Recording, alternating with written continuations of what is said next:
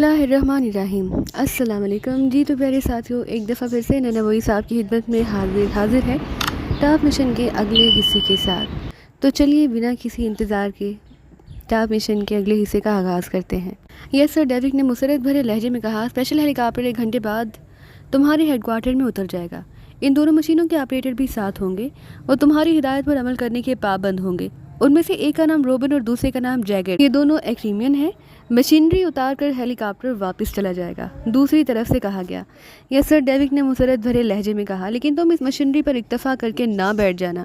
Pakistani agent machinery के माहिर हैं, वो इन मशीनों से बचने का कोई ना कोई रास्ता तलाश कर सकते हैं, लेकिन तुम्हारे हक में एक रास्ता जाता है। उन्हें ये मालूम ना होगा कि ऐसी मशीनरी यहाँ पहुँचा दी गई है, इसलिए वो गफलत में मार खा जाएंगे, दूसरी तरफ से कहा गया।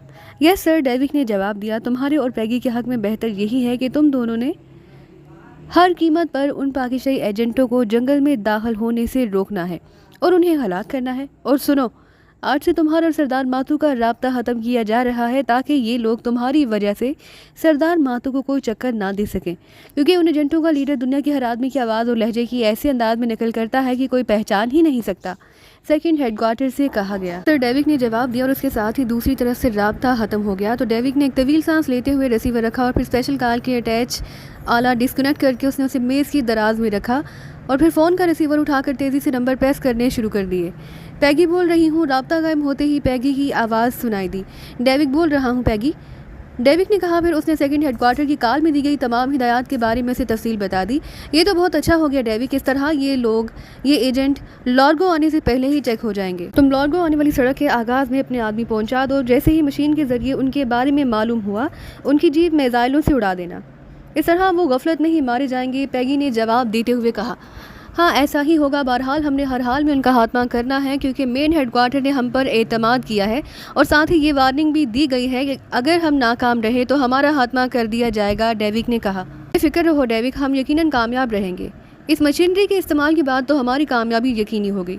वैसे मेरा ख्याल है कि अब हमें होटलों और क्लबों को इस तरह मुसलसल चेक करने की ज़रूरत नहीं रही। जब भी लोग बाहर ही चेक होकर मारे जाएंगे तो फिर मज़ीद चेकिंग की क्या ज़रूरत है, पैगी ने कहा। तुम ठीक कह रही हो। तुम ऐसा करो कि अपना हेडक्वार्टर ख़त्म करके मेरे पास आ जाओ।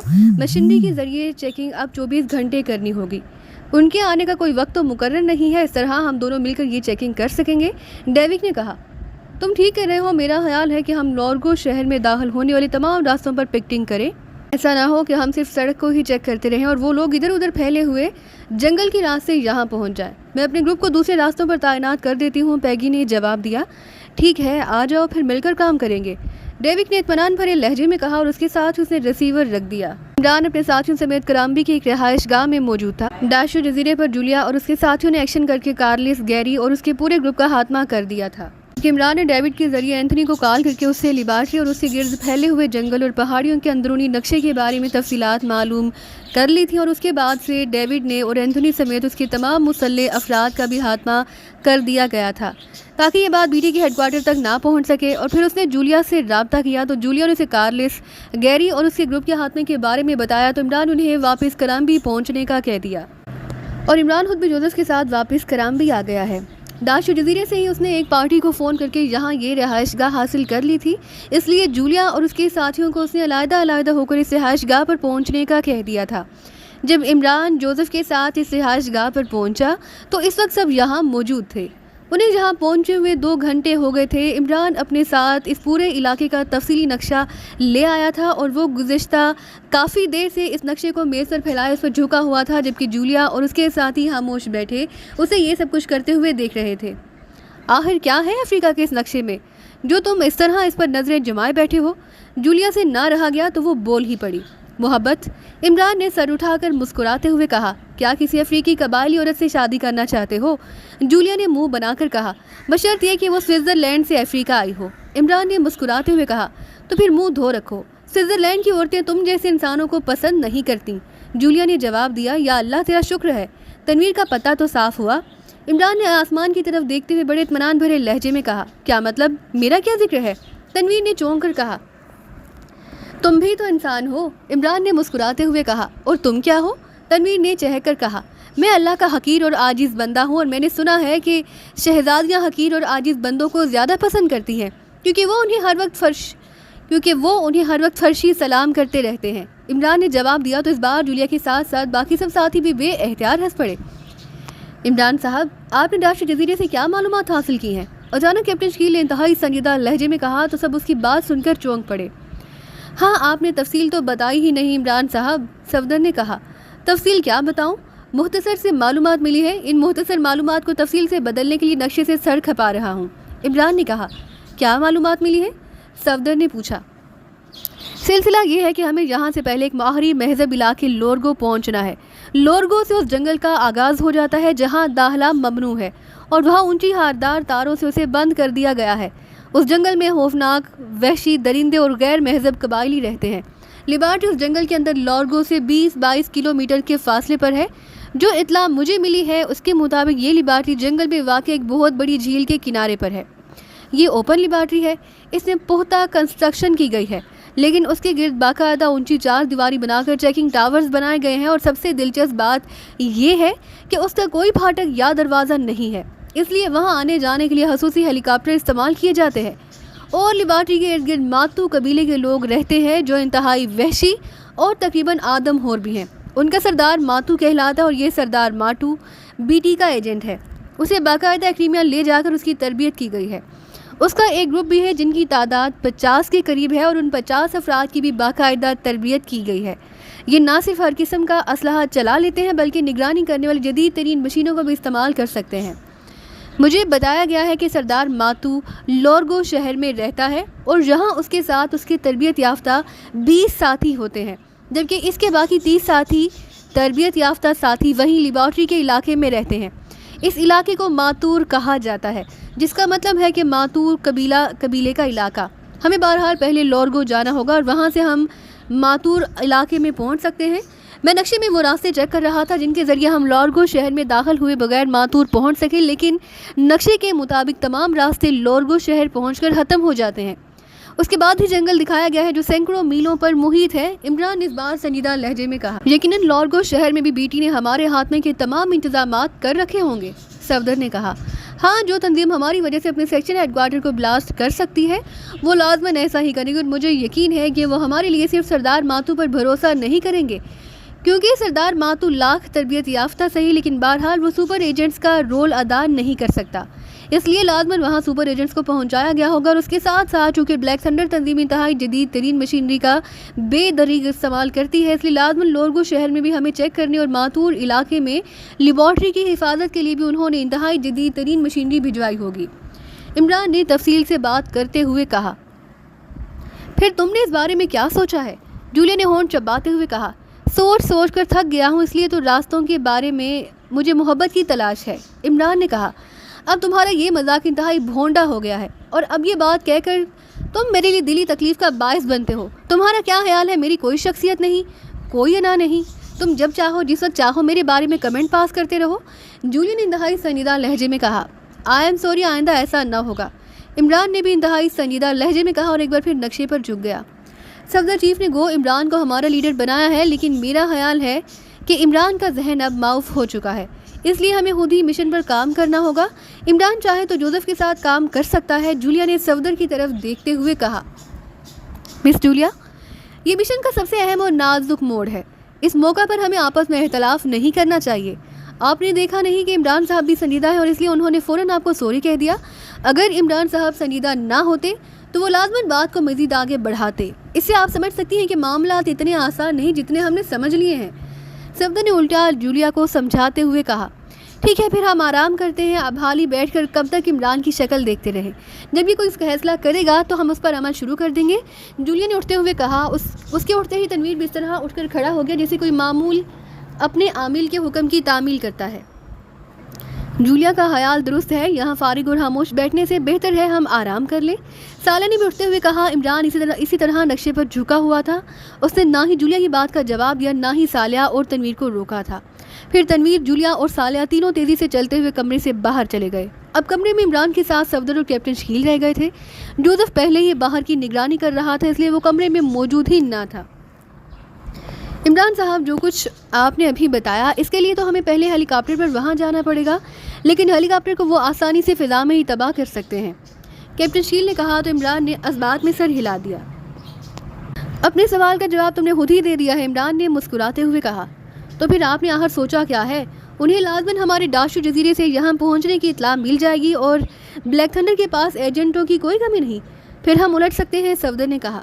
میرا خیال ہے کہ جوزف کو وہاں بھیجا جائے اور جوزف وہاں کے بارے میں تفصیلی رپورٹ ہمیں دے تو تبھی ہم آگے بڑھ سکیں گے، ورنہ اس طرح ہمارا لورگو پہنچنا اندھے کنویں میں چھلانگ لگانے کے مترادف ہے، عمران نے جواب دیا۔ لیکن اس میں تو بہت وقت لگ جائے گا، پھر جوزف مشینری کے بارے میں کیسے معلومات حاصل کرے گا؟ اس کے لیے تو ہم میں سے کسی اور کو جانا چاہیے، صفدر نے کہا۔ اور اگر وہاں میک اپ چیک کرنے کا کوئی بندوبست ہوا تو جوزف کے ساتھ جانے والا لامحالہ مارا جائے گا، جبکہ جوزف کو میک اپ کرنے کی ضرورت ہی نہیں، کیونکہ وہاں اکثر یہ جوزف کے ہم نسلوں کی ہوگی۔ اور جہاں تک مشینری کا تعلق ہے تو اگر جوزف رانا ہاؤس کی انتہائی ایڈوانس مشینری کو باخوبی آپریٹ کر لیتا ہے تو اسے وہاں استعمال ہونے والی مشینری کی ماہیت کا بھی علم ہو جائے گا۔ اس کے علاوہ جوزف کی صلاحیتوں کو میں جانتا ہوں، البتہ یہ ہو سکتا ہے کہ ہم جوزف کو XV سپر 5 ٹرانسمیٹر دے دیں تاکہ وہ وہاں سے ہمیں اس پر تفصیلی رپورٹ دے اور خود وہیں رہے، پھر اس کی رپورٹ کو مد نظر رکھ کر ہم آگے بڑھیں گے، عمران نے کہا۔ اگر آپ بہتر سمجھتے ہیں تو ٹھیک ہے، صفدر نے کہا۔ میرا خیال ہے عمران صاحب آپ اکیلے جوزف کو نہ بھیجیں بلکہ اس کے ساتھ مس جولیا کو بھجوا دیں۔ مس جولیا بھی بغیر میک اپ کے وہاں جائے، وہاں غیر ملکی بھی کافی تعداد میں جاتے رہتے ہیں، کیپٹن شیل نے کہا۔ تو عمران کی آنکھوں میں بے احتیاط چمک سی آ گئی۔ گڈ شو کیپٹن شیل، تم نے میری بہت بڑی مشکل حل کر دی ہے، میرے ذہن میں یہ خیال ہی نہ آیا تھا کہ جولیا بھی وہاں بغیر میک اپ کے جا سکتی ہے، اور یہ دونوں مل کر بہرحال ساری معلومات آسانی سے حاصل کر لیں گے، عمران نے تحسین آمیز لہجے میں کہا۔ لیکن ان دونوں میں سے آپ لیڈر کسے بنائیں گے؟ صفدر نے مسکراتے ہوئے کہا۔ ظاہر ہے جولیا ہی لیڈر ہوگی، عمران نے ایسے لہجے میں کہا جیسے اسے صفدر کے سوال کی وجہ تسمیہ سمجھ میں نہ آئی ہو۔ جوزف جولیا کے ماتحت کام نہیں کرے گا اور جولیا جوزف کے تحت کام نہیں کرے گی، صفدر نے وضاحت کرتے ہوئے کہا۔ تم نے جو سوچا ہے وہ درست ہے، لیکن جوزف کو جب محسوس انداز میں حکم دیا جائے گا تو پھر وہ کام کرے گا، عمران نے کہا۔ اس کے ساتھ اسے اونچی آواز میں جوزف کو آواز دی۔ یس باس، تم نے باہر آسمان دیکھا ہے؟ عمران نے انتہائی سنجیدہ لہجے میں کہا۔ نہیں باس، میں تو برآمدے میں کھڑا تھا، جوزف نے چونک کر کہا۔ لیکن میں نے سیاہ کونجوں کی آواز سنی ہے، عمران نے کہا۔ تو جوزف کا چہرہ یکلہت بدل سا گیا۔ سیاہ کونجوں کی آواز، یہ تو باس مکمل تباہی کی نشانی ہے۔ اور باس، کیا وہ کونجیں کرلا رہی تھیں؟ جوزف نے انتہائی خوفزدہ لہجے میں کہا۔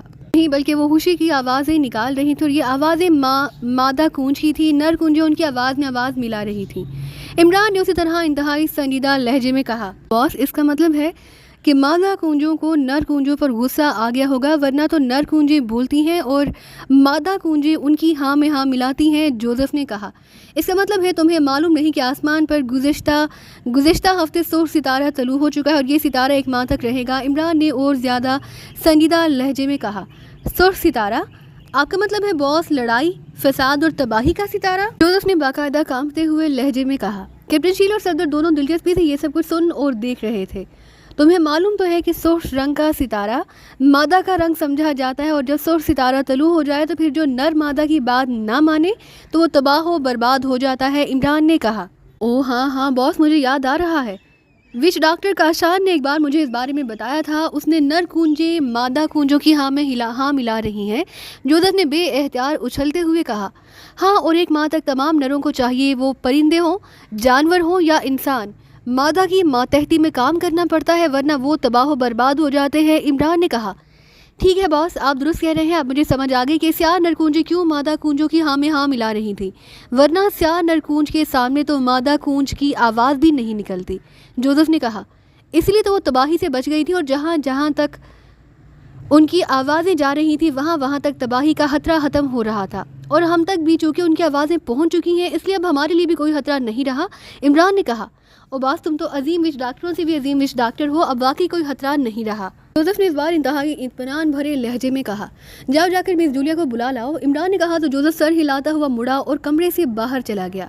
آپ واقعی جوزف کو ٹریٹ کرنے کے ماہر ہیں، صفدر نے جوزف کے جانے کے بعد مسکراتے ہوئے کہا۔ لیکن آپ کو سفید اور کالی کونجوں کا معاملہ بیک وقت رکھنا چاہیے تھا، ایسا نہ ہو کہ جوزف جولیا کی رنگت کی وجہ سے کسی الجھن کا شکار ہو جائے، کیپٹن شکیل نے کہا۔ جوزف جانتا ہے کہ سیاہ اور سفید کونجیں کبھی مل کر نہیں اڑتی، دونوں رنگوں کی کونجیں ہمیشہ اپنے ہم رنگ کونجوں کے ساتھ ہی رہتی ہیں اور ساتھ ہی اڑتی ہیں، اس لیے اگر میں یہ بات کر دیتا تو جوزف ظاہر ہے اکھڑ جاتا، عمران نے کہا۔ تو صفدر اور کیپٹن شیل نے اسبات میں سر ہلا دیے۔ چند لمحوں بعد جولیا، صالحہ اور تنویر اندر داخل ہوئے تو ان کے عقب میں جوزف بھی موجود تھا۔ کیا بات ہے، کیوں بلایا ہے؟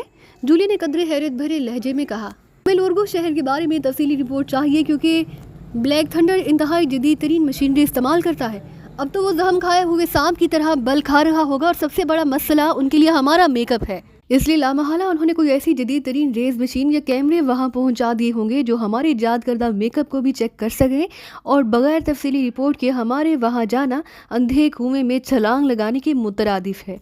इसलिए हमने ये फैसला किया है कि तुम और जोसेफ अपने असल चेहरों में वहाँ स्याह बनकर जाओ। तुम लीडर होगी और जोसेफ तुम्हारा सेक्रेटरी या फिर बॉडीगार्ड होगा। तुम दोनों पर उन्हें किसी तरह पर भी शक न हो सकेगा कि तुम्हारा ताल्लुक सीक्रेट सर्विस से है और तुम वहाँ के बारे में तफसीली रिपोर्ट हासिल करके खसूसी ट्रांसमीटर पर मुझे रिपोर्ट दोगी। फिर तुम्हारी रिपोर्ट की रोशनी में हम वहाँ के लिए लाहा अमल तय करेंगे। इमरान ने तफसील से बात करते हुए कहा, साथ मैं भी जाऊंगा। जूलिया के जवाब देने से पहले तनवीर ने बोलते हुए कहा, मैंने जूलिया और जोसेफ का इंतखाब इसलिए किया है कि उनके चेहरों पर मेकअप नहीं करना पड़ेगा, वरना तो मैं जोसेफ के साथ चला जाता, इसलिए सिर्फ जूलिया और जोसेफ जाएंगे। इमरान ने सर्द लहजे में कहा, जोसेफ के साथ जाने की क्या ज़रूरत है, मैं अकेली चली जाती हूँ। जूलिया ने कहा, तुम्हें शायद मालूम नहीं कि अफ्रीका के इन इलाकों में बैनुल-अक़वामी इदारे सियाहत ने सख्ती से पाबंदी लगा रखी है कि कोई गैर मुल्की सियाह औरत अकेली उस इलाके में नहीं जा सकेगी। उसे ना कोई मर्द साथ ले जाना होगा, चाहे वो कोई अफ्रीकी गार्ड ही क्यों ना हो। और वैसे भी जोसेफ तुम्हारे लिए इंतहाई कारआमद साबित होगा। इमरान ने कहा, जोसेफ को तुम डेट कर सकते हो, मैं नहीं। जूलिया ने कहा, ऐसी बात नहीं, जोसेफ को मैंने ब्रीफ कर दिया है, इसलिए वो तुम्हारा हुक्म बिला चूं चुरा तस्लीम करेगा। क्यों जोसेफ? इमरान ने एक तरफ खड़े जोसेफ से मुहातिब होकर कहा, यस बॉस, अब मैं क्या कर सकता हूँ? अगर नर कूंजें मादा कूंजों की आवाज़ में आवाज़ मिला रही हैं तो मुझे भी ऐसा करना होगा, वरना मुकम्मल तबाही हर तरफ को घेर लेगी और बॉस आप भी इस तबाही का निशाना बन सकते हैं, इसलिए मजबूरी है। जोसेफ ने जवाब दिया तो जूलिया, सालिया और तनवीर तीनों जोसेफ का जवाब सुनकर बेएहतियार चौंक पड़े, क्योंकि उन्हें मालूम तो नहीं था कि इमरान और जोसेफ के दरमियान उनकी अदम मौजूदगी में क्या बातें हुई हैं।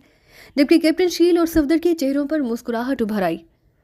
ये तुम क्या कह रहे हो? मेरी समझ में तो कोई बात नहीं आ रही, जूलिया ने हैरत भरे लहजे में कहा। तो इमरान ने उसे कुंजों के बारे में जोसेफ से की हुई बात दोहरा दी। अरे अच्छा ठीक है, मैं समझ गई हूँ, अब मुझे जोसेफ के साथ ले जाने पर कोई एतराज़ नहीं। जूलिया ने बेएहतियार हंसते हुए कहा, जाहिर है वो ज़हीन थी, इसलिए वो समझ गई थी कि इमरान ने जोसेफ को उसके महसूस अंदाज में ब्रीफ कर दिया है। अब यहाँ बैठो और मेरी बात गौर से सुनो, इमरान ने जोसेफ से कहा। तो जोसेफ आगे बढ़कर एक खाली कुर्सी पर बैठ गया। यस बॉस, हुक्म बॉस, जोसेफ ने कहा। अब तुम्हारी बॉस जूलिया है। दूसरी बात ये कि जूलिया और तुमने वहाँ अपने किसी भी अंदाज से ये जाहिर नहीं करना कि तुम तरबियत याफ्ता हो। आम सियाहों की तरह तुमने वहाँ पहुँचना है और घूमना फिरना है। जूलिया को मैं एक महसूस आला दे दूंगा जो उसके पर्स में होगा। बज़ाहिर वो ब्यूटी बॉक्स है जो यूरोपीय सियाह औरतें आम तौर पर अपने पास रखती हैं। इमरान ने कहा। उसके साथ ही उसने अपने कोट की अंदरूनी जेब से एक छोटा सा बॉक्स निकालकर जूलिया की तरफ बढ़ा दिया। जूलिया ने ब्यूटी बॉक्स उससे ले लिया। इसे खोलो, इमरान ने कहा। तो जूलिया ने किसी मामूल के से अंदाज में ब्यूटी बॉक्स को खोला।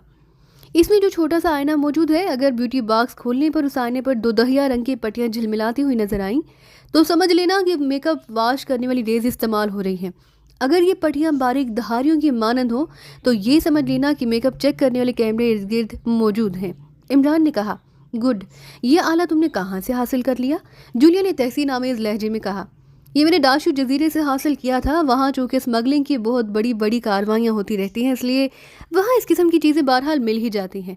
इमरान ने जवाब दिया। ठीक है, फिर मैं अपना मेकअप ख़त्म कर दूँ, लेकिन कागजात का क्या होगा? जूलिया ने कहा। तुम्हारे और जोसेफ के असल चेहरों पर मुश्तमिल कागजात का एक सेट मौजूद है, बल्कि तुम दोनों की क्या, हम सब के ऐसे कागजात के सेट मौजूद हैं, क्योंकि ब्लैक थंडर के खिलाफ मिशन पर काम करने के लिए पूरी तैयारी करके पहुँचना पड़ता है। इमरान ने मुस्कुराते हुए कहा। यही वजह है कि कामयाबी तुम्हारे कदम चूमती है।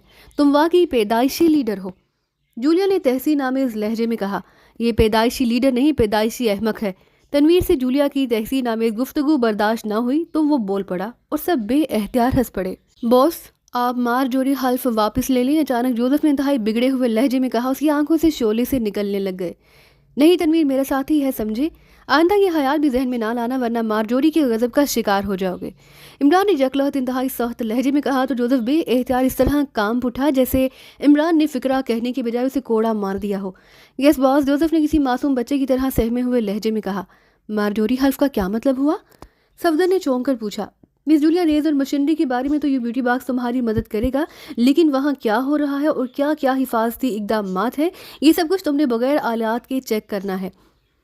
عمران نے صفدر سے بات کا جواب دینے کے بجائے جولیا سے مخاطب ہو کر کہا، مجھے معلوم ہے، تم بے فکر رہو۔ جوزف میرے ساتھ آؤ، جولیا نے جوزف سے مخاطب ہو کر کہا۔ یس میڈم، جوزف نے بڑے مودبانہ لہجے میں جواب دیا تو عمران سمیت سب بے احتیاط مسکرا دیے۔ پھر جولیا جوزف کو ساتھ لیے کمرے سے باہر چلی گئی۔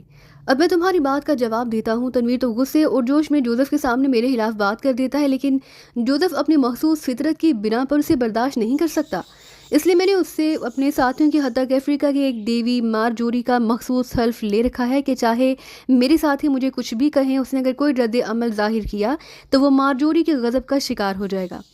عمران نے جولیا اور جوزف کے جانے کے بعد صفدر سے مخاطب ہو کر کہا، میں اسے گولی نہ مار دیتا؟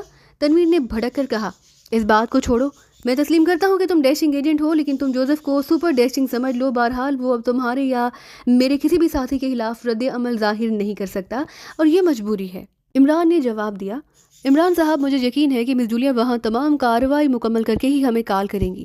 تنویر کے بولنے سے پہلے کیپٹن شیل نے بولتے ہوئے کہا، میں سمجھتا ہوں اسی لیے تو جوزف کو ساتھ بھیج رہا ہوں اور اسی لیے تو لورگو شہر کی بجائے منقشے میں ماتور علاقے کے بارے میں چیکنگ کر رہا تھا۔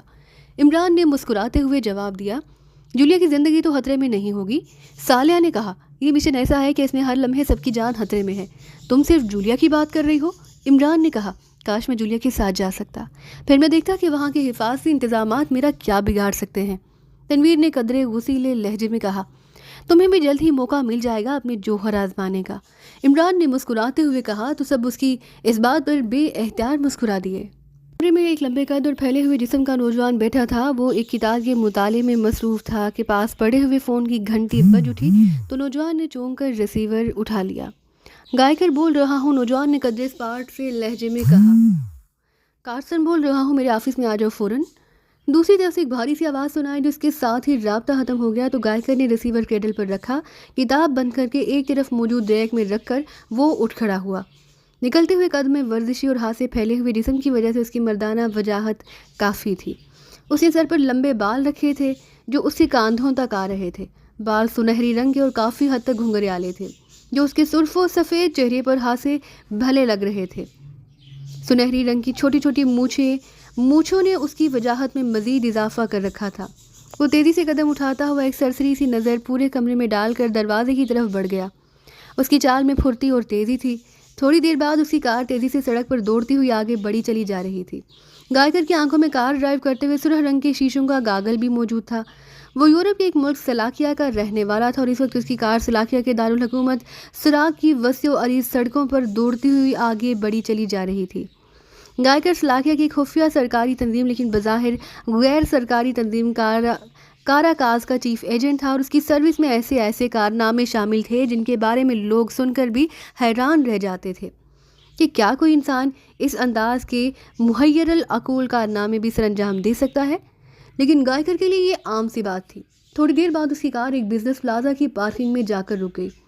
اس بزنس پلازا کے تہہ خانوں میں کاراکاز کا ہیڈ کوارٹر تھا اور اس کاراکاز چیف کارسن یہیں بیٹھتا تھا۔ بظاہر وہاں اسپورٹس بائی سائیکل پارٹس کا بین الاقوامی سطح پر ایکسپورٹ کرنے والی کمپنی کا آفس تھا، لیکن کارسن کا آفس بالکل علیحدہ تھا۔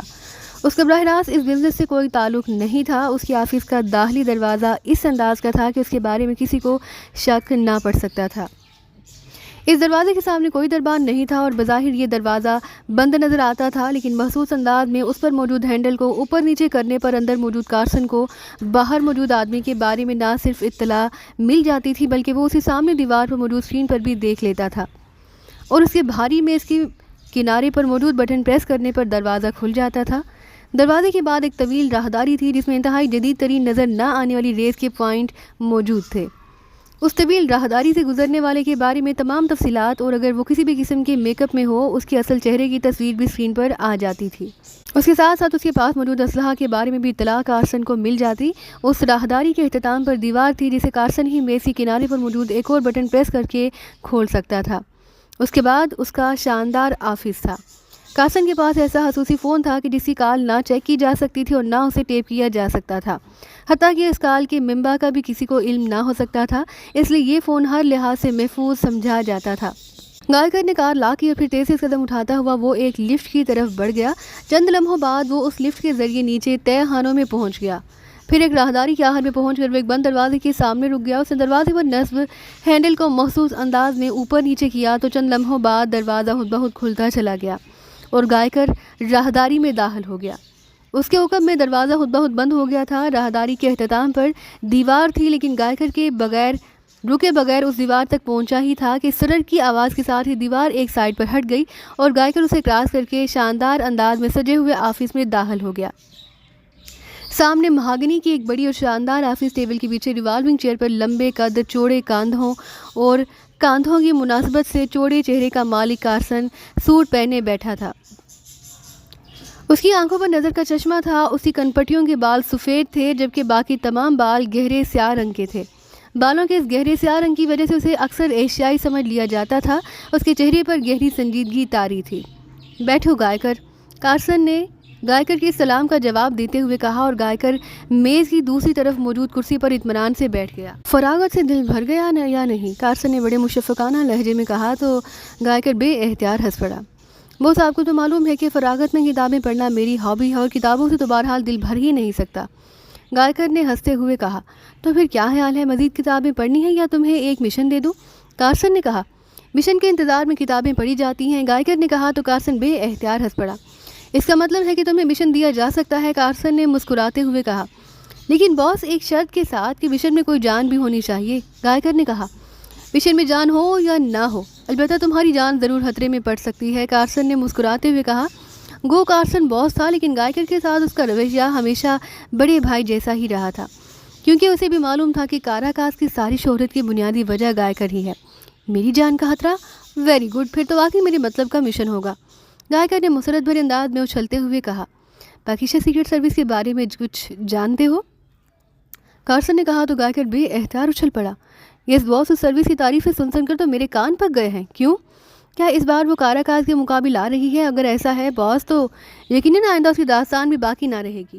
گائیکر نے کہا. ہاں، اس بار پاکیزہ سیکرٹ سروس سے ٹکراؤ ہو رہا ہے. تمہیں بلیک تھنڈر کے بارے میں تو علم ہے نا؟ کارسن نے کہا. ہاں، کیوں؟ گائیکر نے چونک کر کہا. یہ مشن بلیک تھنڈر کا ہے.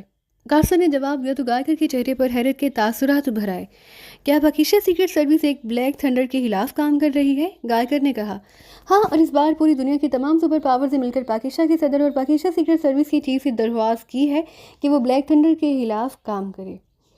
پاکیزہ سیکرٹ سروس پہلے بھی کئی بار اس سے ٹکرا چکی ہے اور بلیک تھنڈر کے بہت سے سپر ایجنٹس اور گولڈن ایجنٹس اس سروس کے ہاتھوں مارے جا چکے ہیں. کئی سب ہیڈ کوارٹر اور سیکشن ہیڈ کوارٹر انہوں نے تباہ کر دیے ہیں.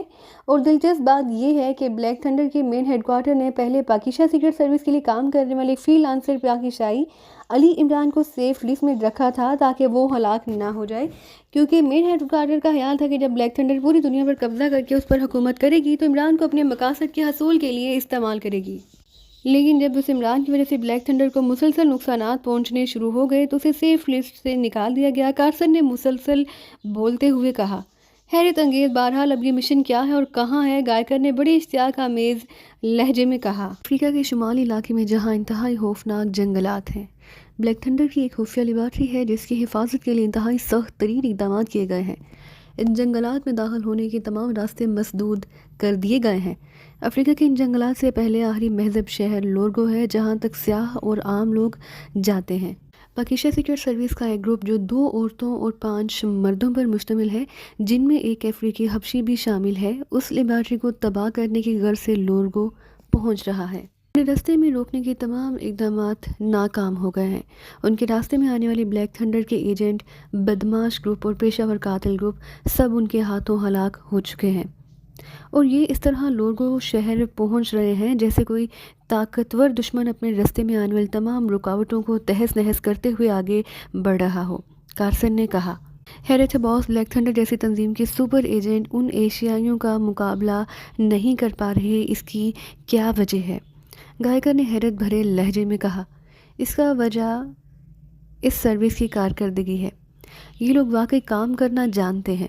بہرحال بلیک تھنڈر کے سیکنڈ ہیڈ کوارٹر کی طرف سے مجھے حکم دیا گیا ہے کہ میں کاراکاس کی ٹیم کو اپنے فوری طور پر لورگو بھجواؤں تاکہ اس سروس کا راستہ روکا جا سکے.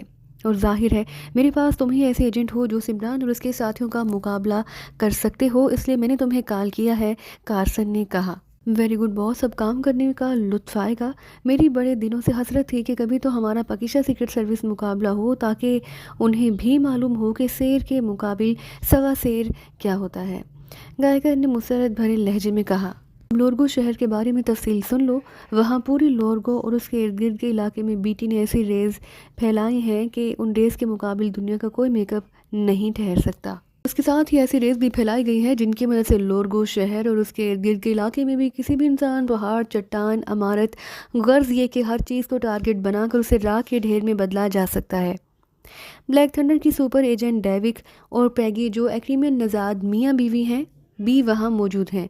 लेकिन इसके बावजूद सेकंड हेडक्वार्टर को यकीन नहीं कि इमरान और उसके साथियों का ये लोग जदीद तरीन मशीनरी के साथ मुकाबला भी कर सकेंगे या नहीं। इसलिए उन्होंने मुझे हुक्म दिया कि हमारी एक टीम अपने तौर पर वहाँ पहुँचे और डेविक और पैगी से हटकर वहाँ उस ग्रुप के खिलाफ काम करे। कार्सन ने कहा, लेकिन मुझे मुझे भी तो वहाँ मेकअप में काम करना होगा। गायकर ने कहा, नहीं, काराकास का उससे पहले कभी पाकिस्तान सीक्रेट सर्विस से टकराव नहीं हुआ, इसलिए तुम्हें मेकअप करने की ज़रूरत नहीं है। और अगर ज़रूरत भी पड़े तो इस मशीन का एक तोड़ हमें खसूसी तौर पर बता दिया गया है। सेकंड हेडक्वार्टर के मुताबिक अगर मेकअप में सफाक्स मार्ले की मामूली सी मिकदार शामिल कर दी जाए तो फिर ये रेज उसे चेक नहीं कर सकती। इसलिए अगर तुम्हें मेकअप करने की ज़रूरत पड़े तो तुम ऐसा कर सकते हो, कार्सन ने कहा। लेकिन बॉस, ये डेविक और पैगी तो उन्हें मशीनरी के ज़रिए चेक करके उनका हाथमा जलाकर राख कर देने वाली रेस से कर देंगे, फिर हम क्या करेंगे? गायकर ने कहा, तुमने अपने तौर पर काम करना है, डेविक और पैगी ने अपने तौर पर। तुमने उन्हें खुद ही ट्रेस करना है और खुद ही उनका हाथमा करना है, कार्सन ने कहा। लेकिन कैसे बॉस? हम क्या तरीक़ाकार अपनाएं उन्हें ट्रेस करने के लिए, क्योंकि वहाँ बेशुमार स्याह होंगे? गायकर ने कहा, मैंने इस पर सोचा है। मेरे जहन में एक बात आई है, वो ये कि बीटी के सेकंड हेडक्वार्टर को उस जदीद तरीन मशीनरी के बावजूद डेविक और पैगी पर एतमाद नहीं है। तो इसका मतलब है कि उन्हें खदशा है कि पाकिस्तान सीक्रेट सर्विस उस मशीनरी के बावजूद डेविक और पैगी तक पहुंच सकती है।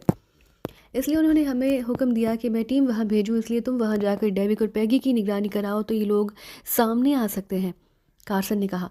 लेकिन बॉस, इस तरह हम खुलकर सामने काम नहीं कर सकेंगे, गायकर ने कहा। बहरहाल मैंने तुम्हें मिशन बता दिया है, अब ये तुम्हारी मर्जी है कि तुम किस अंदाज में काम करते हो और किस में नहीं।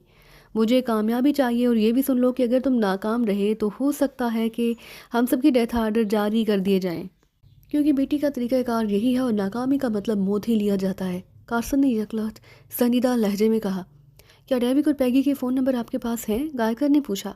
ना सिर्फ फ़ोन नंबर बल्कि उनके वहाँ हेडक्वार्टर की तफसील भी सेकंड हेडक्वार्टर ने भिजवाई है, लेकिन तुम बगैर इंतहाई अशद ज़रूरत के उनसे रब्ता नहीं करोगे, ना ही उनके किसी काम में मुदाखलत करोगे। तुम्हारा स्पेशल कोड उन्हें बता दिया गया है, ये रेड वुल्फ के नाम से वो तुम्हें पहचानेंगे, कार्सन ने कहा। उसके साथ उसने मेज़ की दराज खोली और एक कागज़ निकाल कर उसने गायकर की तरफ बढ़ा दिया। गायकर ने एक नज़र कागज़ पर डाली, फिर उसे तय करके जेब में रखते हुए वो उठ खड़ा हुआ। Good boy for victory, Carson ने मुस्कुराते हुए जवाब दिया तो गायकर उसका शुक्रिया अदा करते हुए ऑफिस से निकलकर राहदारी से होता हुआ दरवाज़ा खोलकर बाहर आ गया। थोड़ी देर बाद वो लिफ्ट के ज़रिए वापस ग्राउंड फ्लोर पर पहुंच गया। इस दौरान उसका जहन मुसलसल उस मिशन के बारे में ही सोचने लगा था। वो प्लाजा से निकलकर तेज़ कदम उठाता हुआ पार्किंग में मौजूद अपनी कार में आ बैठा। चंद लम्हों बाद कार उसके ऑफिस की तरफ बढ़ी चली जा रही थी। उसने अपना एक प्राइवेट ऑफिस बना रखा था जिसे मुल्हिका उसकी रिहाइश गाह थी। ये लग्जरी फ्लैट था जिसके एक कमरे को उसने ऑफिस के अंदाज में सजा रखा था। थोड़ी देर बाद वो ऑफिस पहुंच गया और उसने कुर्सी पर बैठते ही फ़ोन का रिसीवर उठाया और नंबर प्रेस करने शुरू कर दिए। गाजिक बोल रहा हूँ। राब्ता कायम होते ही दूसरी तरफ से एक भारी सी मर्दाना आवाज़ सुनाई दी, मेरे ऑफिस आ जाओ फ़ौरन, गायकर ने तेज़ और कदरे तहकुमाना लहजे में कहा। सैंडी बोल रही हूँ। राब्ता होते ही दूसरी तरफ से एक निस्वानी आवाज़ सुनाई दी, गायकर बोल रहा हूँ, मेरे ऑफिस आ जाओ फ़ौरन, गायकर ने कहा और रिसीवर रख दिया। उसने अपने साथ अपने सेक्शन की तरफ से 2 अफराद को ले जाने का फ़ैसला किया था। उनमें से एक गाजिक था जो अफ्रीकी हबशी था। कवि हैकल गाजिक बेहद तेज़ और फुर्तीला आदमी था। निशानेबाजी में उसका नाम बतौर मिसाल लिया जाता था। जबकि सैंडी यूरोपियन लड़की थी, वो भी इंतहाई फुर्तीली, ज़हीन, तेज़ और मार्शल आर्ट में माहिर समझी जाती थी। चूँकि आज से पहले गायकर और उसके साथियों का टकराव पाकिस्तान सीक्रेट सर्विस से नहीं हुआ था और फिर बॉस कार्सन ने उसे बता दिया था कि वहाँ मेकअप चेक करने वाली रेज फिजा में फैला दी गई हैं, इसलिए उसने साथियों समेत बगैर किसी मेकअप के वहाँ जाने का फैसला कर लिया था। थोड़ी देर बाद काल बेल बजने की आवाज़ सुनाई दी तो गायकर ने मेज़ पर पड़ा हुआ एक रिमोट कंट्रोल में आला उठाया और उसका एक बटन प्रेस करके उसे वापस मेज़ पर रख दिया। उसे मालूम था کہ اس بٹن کے پریس ہوتے ہی فلیٹ کا بیرونی دروازہ خود بخود کھل گیا ہوگا۔ چند لمحوں بعد ایک قوی ہیکل حبشی اندر داخل ہوا۔ اس نے ملٹی کلر لباس پہن رکھا تھا، گلے میں سرخ رنگ کا رومال تھا اور اس کے بال حبشیوں کے بالوں کی طرح باریک اور قدرے گھنگریالے تھے۔ اسے دیکھ کر یوں محسوس ہوتا تھا کہ جیسے اس نے اپنے سر پر سیاہ رنگ کے اسپرنگوں کا بنڈل رکھا ہوا ہو۔ چہرہ بڑا اور آنکھیں سرخ تھی۔ کیا ہوا باس، کیا کوئی نیا مشن ملا ہے؟ غازق نے اندر داخل ہو کر سلام کرتے ہوئے پوچھا۔ ہاں بیٹھو، ابھی سینڈی آ رہی ہے، پھر تفصیل سے بات ہوگی، گائیکر نے کہا۔ شراب لے لوں باس؟ ہاں لے لو، گائیکر نے مسکراتے ہوئے کہا۔ تو غازق نے ریک میں موجود مختلف برانڈ کی بوتلوں میں سے ایک بڑی بوتل اٹھائی، پھر کرسی پر بیٹھ کر اس نے بوتل کا ڈھکن ہٹایا اور بوتل کو منہ سے لگا کر شراب گھٹا گھٹ پینے لگا۔ کیا مشن کا تعلق یہیں سے ہے باس؟ غازق نے پوچھا۔ نہیں، شمالی افریقہ کے شہر لورگو جانا ہوگا، گائیکر نے کہا اور غازق بے احتیاط اچھل پڑا۔ لورگو؟ او باس، کیا آپ واقعی درست کہہ رہے ہیں؟ غازق نے ایسے لہجے میں کہا جیسے اسے اپنے کانوں پر یقین نہ آ رہا ہو۔ کیوں، وہاں کیا ہے، کوئی خاص بات؟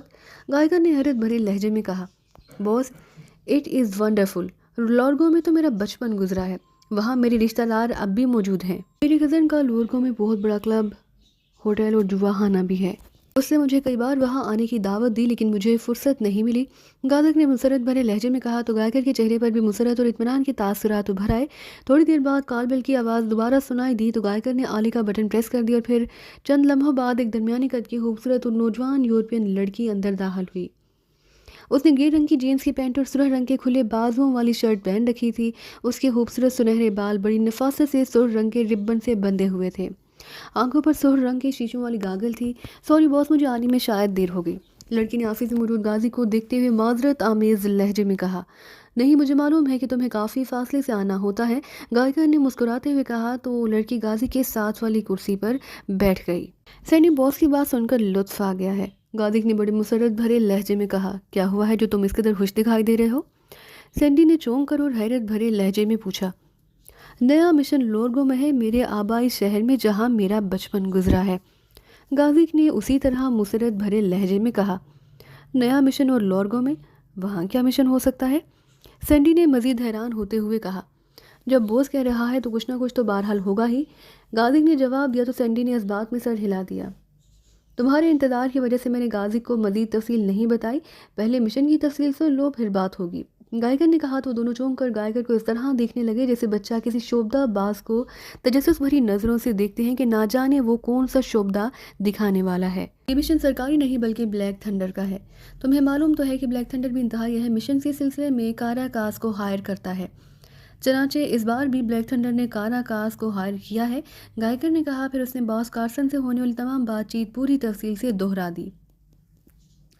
پاکستان سیکرٹ سروس کی تعریفیں تو میں نے بھی بہت سن رکھی ہیں، لیکن میرا خیال ہے کہ یہ ایشیائی لوگ پروپیگنڈا کے ماہر ہوتے ہیں۔ یہ کیسے ہو سکتا ہے کہ یہ ایک پسماندہ ملک کی سروس جس کے بعد جدید ترین مشینری تو کیا جدید ترین اسلحہ بھی نہ ہوگا، اس طرح بین الاقوامی اہمیت حاصل کر لے کہ انتہائی تربیت یافتہ ممالک اور سپر پاورز انتہائی تربیت یافتہ اور بین الاقوامی شہرت یافتہ سروسز کو چھوڑ کر بلیک تھنڈر کے مقابلے پر اس سروس کو لے آئیں، سینڈی نے کہا۔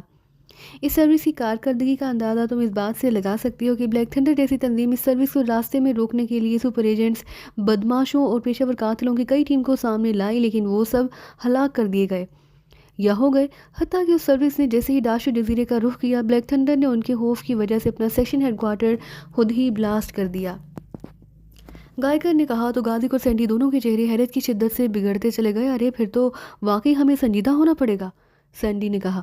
سنجیدہ؟ سنجیدہ، مجھے احساس ہو رہا ہے کہ یہ مشن ہماری زندگی کا سب سے کٹھن مشن ثابت ہوگا، اور اگر ہم نے سروس کو شکست دے دی تو کاراکاس کا نام ہمیشہ کے لیے تاریخ میں روشن رہے گا، اور ہم نے بہرحال انہیں شکست دینی ہے، گائیکر نے فیصلہ کن لہجے میں بات کرتے ہوئے کہا۔ ایسا ہی ہوگا باس، سینڈی نے کہا، جبکہ غازق نے منہ سے کچھ کہنے کی بجائے صرف اسبات میں سر ہلانے پر ہی اکتفا کیا۔ باس، ڈیوک اور پیگی تو جدید ریس کی وجہ سے انہیں ٹریس کر لیں گے اور ان پر جلا کر راکھ کرنے والی ریس فائر کر کے انہیں ہلاک کر دیں گے، لیکن ہم انہیں کس طرح ٹریس کریں گے، سینڈی نے کہا۔ جہاں تک میں نے سوچا ہے یہ لوگ اتنی آسانی سے نہیں مارے جائیں گے، اس لیے ہم نے وہاں ڈیوک اور پیگی کے ہیڈ کوارٹر کے کسی آدمی کو اپنے ساتھ شامل کرنا ہے۔ جیسے ان لوگوں کے بارے میں کچھ معلوم ہوگا ہم ان پر چڑھ دوڑیں گے، اس کے علاوہ اور کوئی چارہ نہیں، گائیکر نے کہا۔ باس آپ بے فکر رہیں، میں لورگو میں داخل ہونے والے ہر آدمی کی نگرانی کراؤں گا، وہاں ایسی تنظیم ہے جو یہ کام انتہائی خفیہ طور پر کرتی ہے، اسے رقم دے کر ہم ہائر کر لیں گے، میرے کزن اس سلسلے میں کام دے سکتے ہیں، پھر جسے مشکوک سمجھا جائے گا اسے گولی مار دی جائے گی۔ غازق نے جواب دیتے ہوئے کہا، ٹھیک ہے، وہاں پہنچ کر تمام حالات دیکھ کر لائن آف ایکشن بنائی جائے گی۔ سینڈی، تم نے میرے غازق اور اپنی وہ کاغذات ساتھ لینے ہیں جن پر ہمارے اصل چہروں کی تصویریں ہیں۔ ہم نے وہاں بغیر میک اپ کے جانا ہے، ورنہ ہمیں بھی مشکوک سمجھ کر ڈیوک اور پیگی ہم پر راکھ کر دینے والی ریز فائر کر دیں گے۔ وہاں پہنچ کر رہائش گاہ اور گاڑیوں کا بندوبست غازق کرے گا۔ تمام ضروری اسلحہ بھی وہیں سے حاصل کیا جائے گا اور ہم نے زیادہ سے زیادہ 2 گھنٹوں بعد فلائی کر جانا ہے۔ تم چارٹر تیار کرا لینا، گائیکر نے کہا۔ یس باس، سینڈی نے کہا اور اٹھ کر کھڑی ہو گئی۔ غازق بھی اٹھ کر کھڑا ہو گیا۔ اوکے، میں تیار رہوں گا اور تمہارا فون ملتے ہی ایئرپورٹ پہنچ جاؤں گا، گائیکر نے کہا، اور پھر وہ دونوں سر ہلاتے ہوئے مڑے اور آگے پیچھے چلتے ہوئے کمرے سے باہر نکل گئے۔ جولیا اور لورگو شہر کے ایک ہوٹل کے کمرے میں بیٹھی ہوئی تھی۔ وہ اپنی اصل شکل میں تھی، جبکہ جوزف باہر گھومنے گیا تھا تاکہ اس بات کا پتہ چلایا جائے کہ چیکنگ ریس کا مرکز کہاں ہے۔ جولیا اور جوزف جیپ پر کرامبی سے یہاں پہنچے تھے۔ چونکہ ان کے پاس بین الاقوامی سیاحتی ادارے کی طرف سے جاری کردہ کارڈ موجود تھے، اس لیے ہوٹل میں انہیں ہاتھوں ہاتھ لیا گیا تھا۔ جوزف کے لیے اس کے ساتھ والا کمرہ بک کرا لیا گیا اور جولیا نے جوزف کو اپنا باڈی گارڈ ظاہر کیا گیا۔ دونوں نے اپنا نام بھی اصل لکھوائے تھے۔ انہیں یہاں پہنچے ہوئے بھی 1 گھنٹہ گزرا تھا۔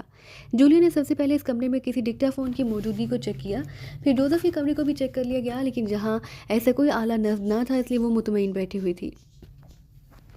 گو اس نے عمران کی طرف سے دیے گئے بیوٹی باکس کو کھول کر چیک کر لیا تھا کہ میک اپ چیکنگ ریز واقعی کام کر رہی ہیں، اور ان ریز کی رینج لورگو شہر کے علاوہ تقریباً 20 کلومیٹر کے فاصلے پر موجود چانگی قصبے تک ہیں۔ چانگی قصبے کو کراس کرتے ہوئے اس نے چیکنگ کی تھی، اس لیے اسے معلوم ہو گیا کہ ان ریز کی رینج چانگی تک موجود ہے۔ ویسے جولیا عمران کی ذہانت پر دل ہی دل میں اشش کر رہی تھی کہ اگر عمران اسے یہ ریز چیکر نہ دیتا اور اس کے ذہن میں ایسی ریز کی بات نہ آتی تو یقیناً ان کی جیپ کو لورگو شہر میں داخل ہونے سے پہلے ہی میزائلوں سے اڑا دیا جاتا۔ گو عمران نے اسے صرف تفصیلی رپورٹ دینے کے لیے یہاں بھیجا تھا، لیکن جولیا نے فیصلہ کر لیا تھا کہ وہ صرف رپورٹ پر ہی اکتفا نہیں کرے گی، بلکہ خود ہی ایکشن کر کے یہاں بلیک تھنڈر کے ایجنٹوں کا خاتمہ کر دے گی۔ اس کے بعد وہ کال کر کے عمران کو یہاں بلائے گی، کیونکہ اسے معلوم تھا کہ اصل لیبارٹری جنگل میں ہے اور انہیں اس جنگل میں داخل ہونے سے روکنے کی غرض سے بیٹی نے یہاں پورا انتظام کر رکھا ہے۔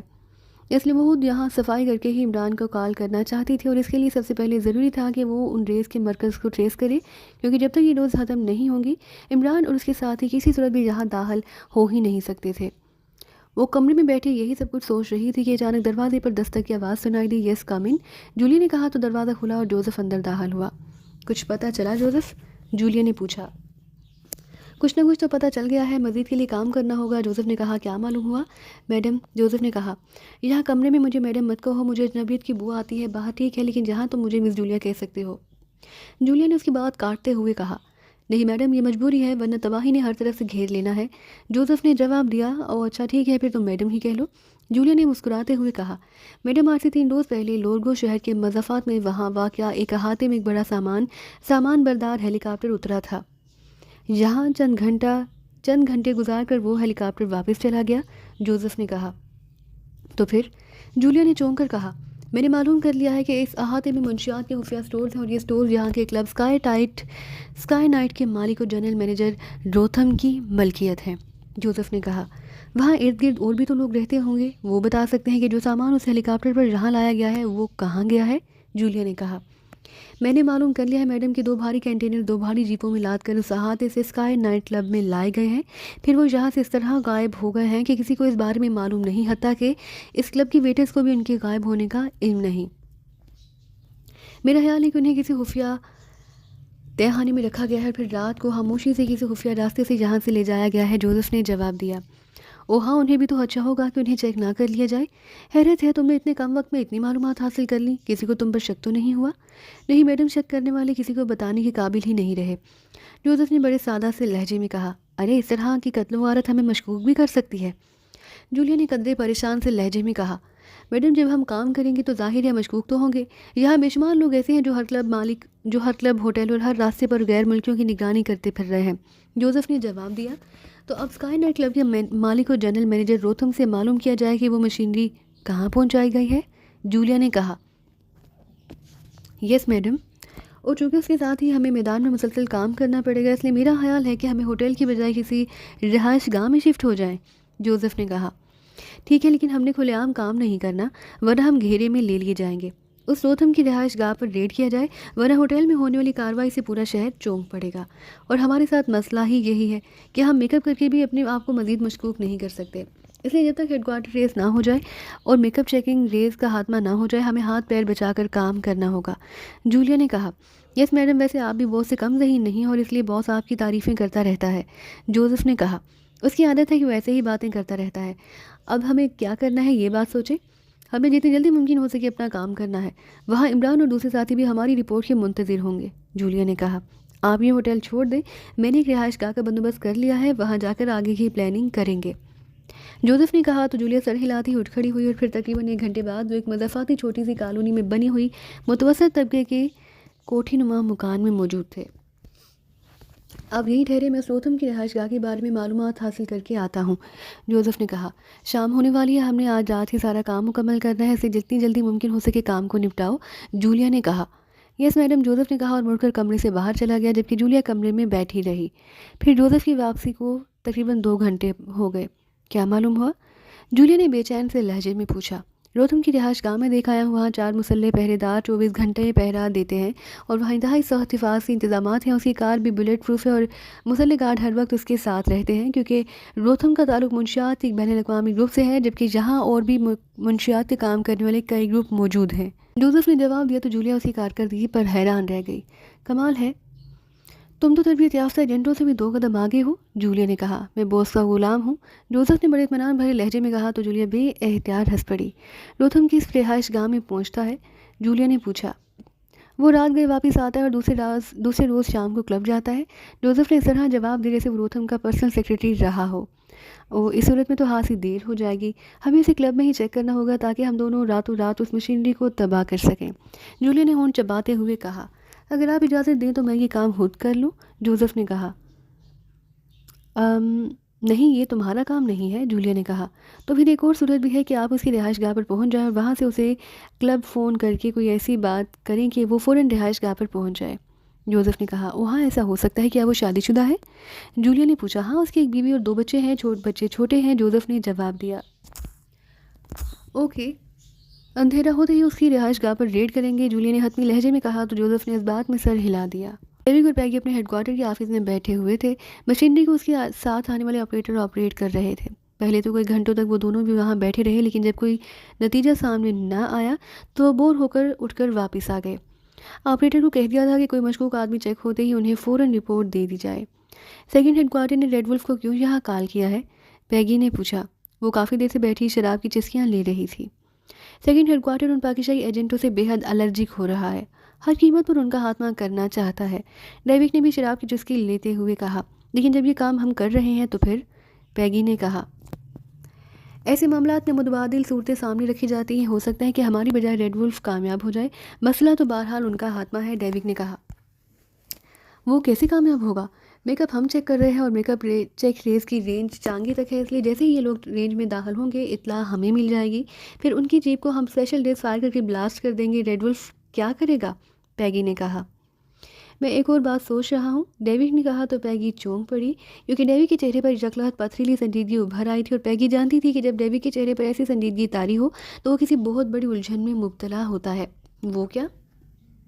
پیگی نے چونک کر کہا۔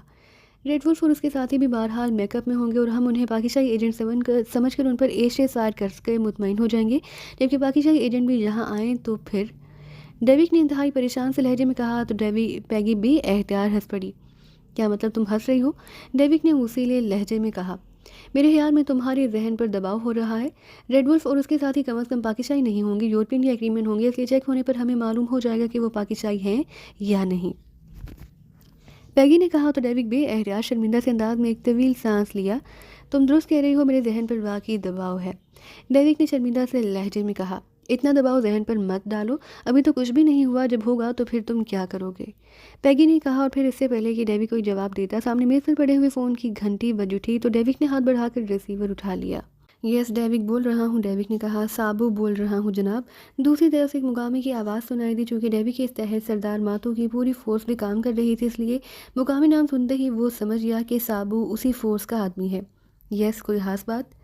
بوس، ایک نیگرو کو میں نے مشکوک حرکات کرتے دیکھا ہے، میں نے اس کی 06 سے نگرانی کی ہے، تو یہ نیگرو مارچانہ کالونی کی کوٹھی نمبر 12B میں گیا ہے، وہاں ایک سوئس سیاہ لڑکی بھی موجود ہے۔ اس نیگرو کا انداز اس کے سامنے ماتحت جیسا ہے۔ میں نے اپنی فورس سے اس نیگرو کے بارے میں معلومات حاصل کی ہیں، کیونکہ یہاں فورس آنے والے تمام اجنبیوں کا باقاعدہ ریکارڈ رکھ رہی ہے۔ تو مجھے بتایا گیا کہ یہ دونوں سیاہ ہیں اور ان کے پاس بین الاقوامی سیاحتی ادارے کے خصوصی کارڈ ہیں۔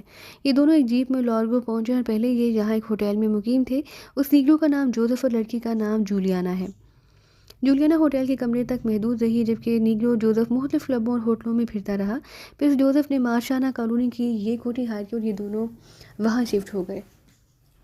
پھر جولیانا اسی کوٹھی تک محدود ہو گئی، جبکہ جوزف اسکائی نائٹ کلب چلا گیا۔ اس نے وہاں کے ایک ویٹر کو بھاری رقم دے کر اس سے کلب کے مالک اور جنرل مینیجر روتھم کے بارے میں معلومات حاصل کی، خاص طور پر اس کی رہائش گاہ کے بارے میں۔ پھر وہ اس کلب سے نکل کر روتھم کی ملکیہ مضافات کے احاطے میں آ گیا۔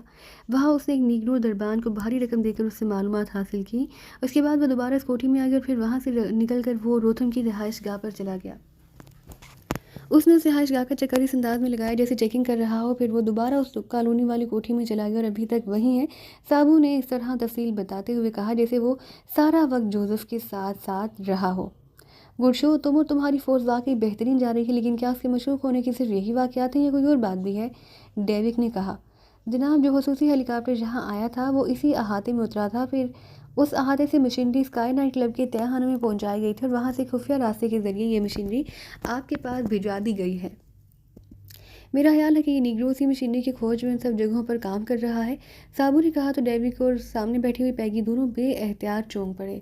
چونکہ لاؤڈر کا بٹن پہلے سے پریس تھا، اس لیے دوسری طرف سے آنے والی آواز سامنے بیٹھی ہوئی پیگی بھی باہوبی سن رہی تھی، اس لیے سابو کی یہ بات سن کر دونوں بے احتیاط اچھل پڑے۔ یہ کیا کہہ رہے ہو تم؟ اس مشینری کے بارے میں کسی کو کیسے پتہ چل سکتا ہے؟ ڈیوک نے حیرت بھرے لہجے میں کہا، جناب، یہ میرا اندازہ ہے، ہو سکتا ہے کہ غلط ہو، لیکن بہرحال یہ آدمی اور لڑکی دونوں میرے خیال میں مشکوک ہیں۔ سابو نے کہا، ٹھیک ہے، تم دونوں کی نگرانی جاری رکھو، اگر یہ لوگ کوئی خاص اقدام اٹھائیں تو مجھے کال کرنا۔ ڈیوک نے کہا، یہ سر دوسری طرف سے کہا گیا، اس کے ساتھ ہی رابطہ ختم ہو گیا۔ تم نے فوری ایکشن لینا تھا، پیگی نے کہا۔ کیا ایکشن لوں؟ تم نے سنا نہیں کہ ان کے پاس بین الاقوامی سیاحتی ادارے کے کارڈز ہیں اور یہاں داخلے کے وقت ان کا سیاحتی ادارے میں باقاعدہ اندراج ہوا ہوگا۔ اگر انہیں ہلاک کر دیا گیا تو یہاں تو بہت بڑا طوفان کھڑا ہو جائے گا، کیونکہ یہاں سب سے زیادہ زر مبادلہ سیاحت کی وجہ سے ہی کمایا جاتا ہے اور اسی لیے سیاحوں کا خاص خیال رکھا جاتا ہے۔ ابھی تک انہوں نے کوئی خاص اقدام بھی نہیں کیا، پھر وہ دونوں یہاں موجود ہیں تو اس کا مطلب ہے کہ وہ دونوں میک اپ میں نہیں، ڈیوک نے جواب دیا۔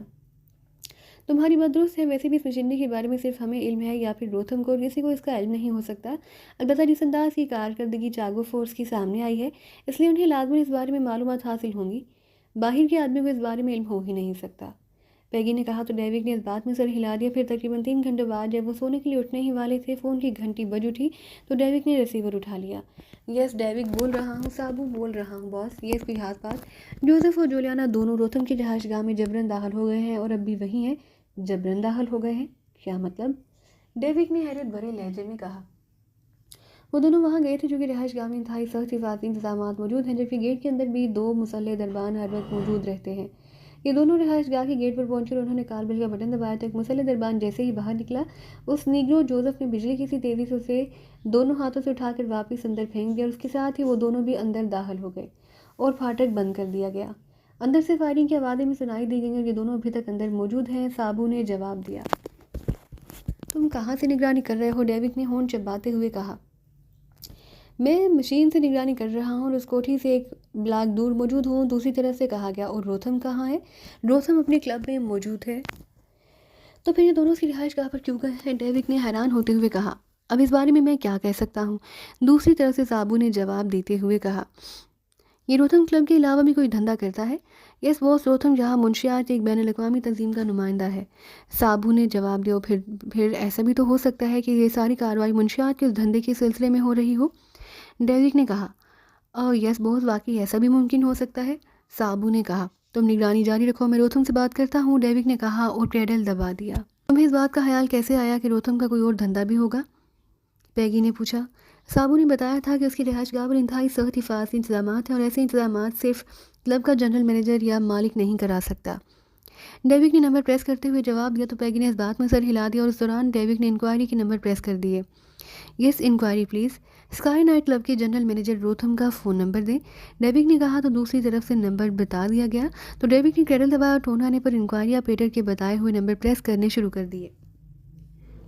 Sky night club. डेविक बोल रहा हूँ, रोथम से बात कराएं। डेविक ने कहा। होल्ड करें। हेलो, रोथम बोल रहा हूँ। डेविक बोल रहा हूँ, आपकी रिहाइश गाह में एक नीगरू और एक स्विस लड़की जबरन दाखिल हुए हैं, क्या आपको इत्तला मिल चुकी है? डेविक ने कहा। क्या क्या कह रहे हैं आप? मेरी रिहाइश गाह पर? क्या मतलब? दूसरी तरफ से इंतहाई हैरत भरे लहजे में कहा गया। मुझे रिपोर्ट मिली है कि नीग्रो जिसका नाम जोसेफ है और एक स्विस लड़की जिसका नाम जूलियाना है, जिनके हमारे आदमी निगरानी कर रहे हैं, वो आपकी रिहाइश गाह में जबरन घुस गए हैं और अभी तक अंदर मौजूद हैं। डेविक ने कहा। ये आप क्या कह रहे हैं? ये कैसे मुमकिन है? अभी मेरी वाइफ का फ़ोन आया, उसने तो ऐसी कोई बात नहीं की, बल्कि उसने तो बताया कि उसकी तबीयत नासाज है, लिहाजा मैं जल्दी घर आ रहा हूँ। रोथम ने हैरत भरे लहजे में कहा। आपका मुंशियात के सिलसिले में कोई मुखालिफ ग्रुप तो नहीं है? डेविक ने कहा। नहीं, क्यों? रोथम ने हैरत भरे लहजे में कहा। मेरा ख्याल है कि ये लोग भी आपके किसी मुखालिफ ग्रुप से ताल्लुक़ रखते हैं। बहरहाल ये भी हो सकता है कि आपकी वाइफ की गन पॉइंट पर आपसे बात कराई गई हो, इसलिए आप बहरहाल मोहतात रहें। डेविक ने कहा। ठीक है, मैं अभी आदमी भेज कर उनका खात्मा करवाता हूँ, रोथम ने इंतहाई वसीले लहजे में कहा और उसके साथ ही राब्ता ख़त्म हो गया तो डेविक ने रिसीवर रख दिया। मेरा ख्याल है कि उन दोनों से हमें खुद पूछ गुछ करनी चाहिए, रोथम तो उन्हें हलाक कर देगा। पैगी ने कहा। अरे नहीं, ये लोग लाजमन उसके मुखालिफ ग्रुप के लोग हैं। रोथम का लहजा बता रहा था कि ऐसा ही है, लेकिन वो हमसे बात छुपा गया, इसलिए हमें मुदाखलत की ज़रूरत नहीं रोथम ने, इसलिए मैंने इतला दे दी है कि वो खुद उनसे निमट लेगा। अलबत्ता साबू को मना करना पड़ेगा कि वो मुदाखलत ना करे। डेविक ने कहा। उसके साथ उसे मेज़ की दराज खोली और उसमें से मौजूद एक जदीद साथ का सेलफोन निकाल कर उसने उस पर रब्ता करना शुरू कर दिया। हेलो हेलो, डेविक बोल रहा हूँ। डेविक ने सेलफोन ऑफ करके बार बार कॉल देते हुए कहा। ये साबू अटेंडिंग यू। साबू, तुमने सिर्फ निगरानी करनी है, किसी मामले में मुदाखलत नहीं करनी। मैंने रोथम को कॉल करके अलर्ट कर दिया है, वो खुद उनसे निमट लेगा। डेविक ने कहा। Okay sir. दूसरी तरफ से कहा गया तो डेविक ने ओके कहकर सेलफोन ऑफ कर दिया। चलो पैगी, अब चलकर सोएं, यहाँ बैठे बैठे थकावट से हो गई है। डेविक ने उठते हुए कहा।